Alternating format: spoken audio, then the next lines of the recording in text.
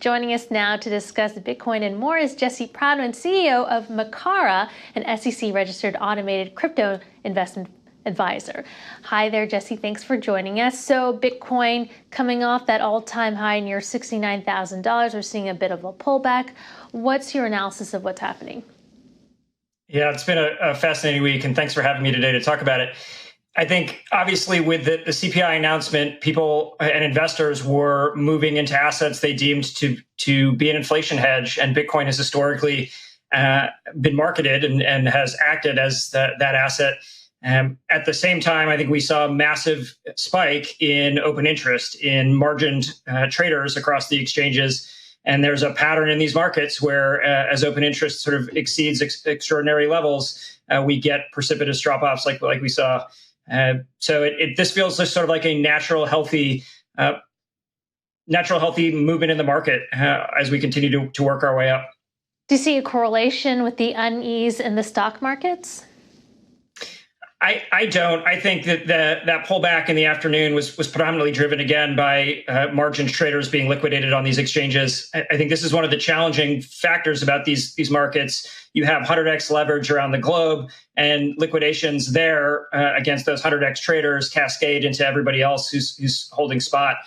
So it's just an unfortunate reality of how these markets operate.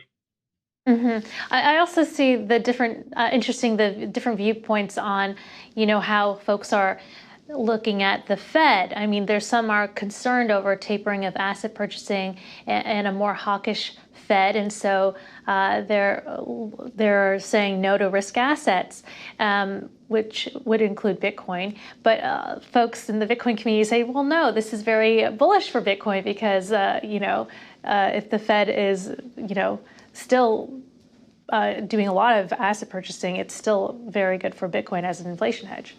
Where do you fall? Yeah, I think the interesting thing about this asset class is we really haven't lived through a true recession, and so all of these analyses are done sort of in real time.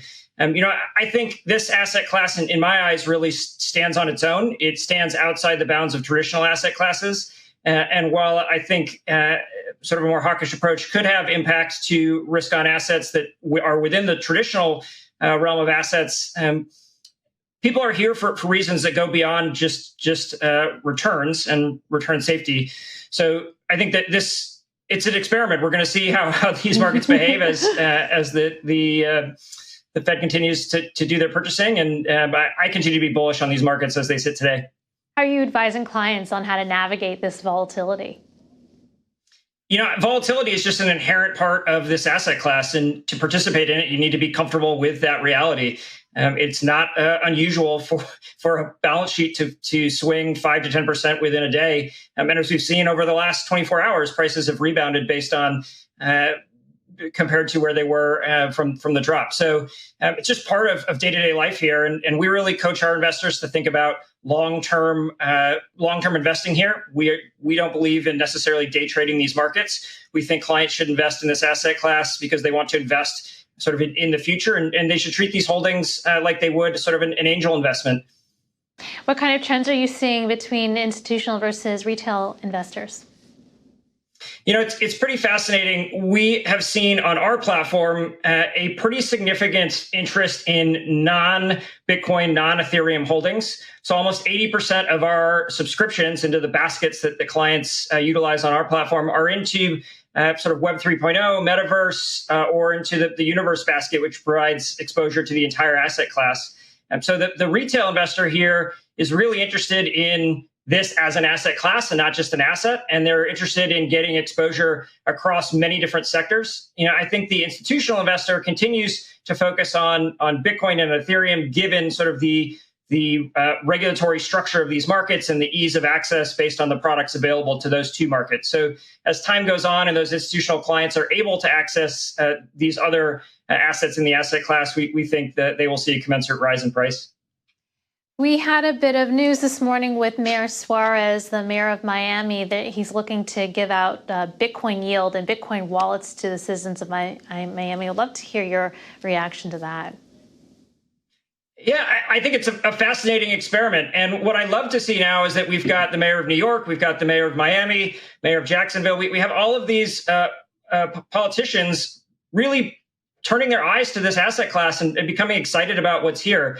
And so how that manifests within each city's governments, I think time will tell. Will be fascinating to me to see sort of the public reaction. How did people in Miami respond to that notion? Certainly, getting people educated about this asset class is a huge benefit. And so, the more that can be done to solve that educational gap, I think the better off this entire industry is. Yeah, we'll see if Mayor-elect Eric Adams can step up to the challenge and trying to make New York a crypto hub in the United States. Finally, just want to get your outlook on Bitcoin for the end of the year. Do you have a price target? Where do you think the price is headed? Yeah, fourth quarter has historically been a very bullish quarter for this asset class. I think if you look at sort of the support and the continuous drumbeat of positive news that has been happening here, I feel very bullish about these markets. These market cycles that occur in this asset class are typically topped with a sort of what's known as a blow-off top, so a very parabolic advance in price with a rapid retracement, and we haven't seen that. We haven't seen that yet. So, feeling very positive about the entire asset class going into the end of the year.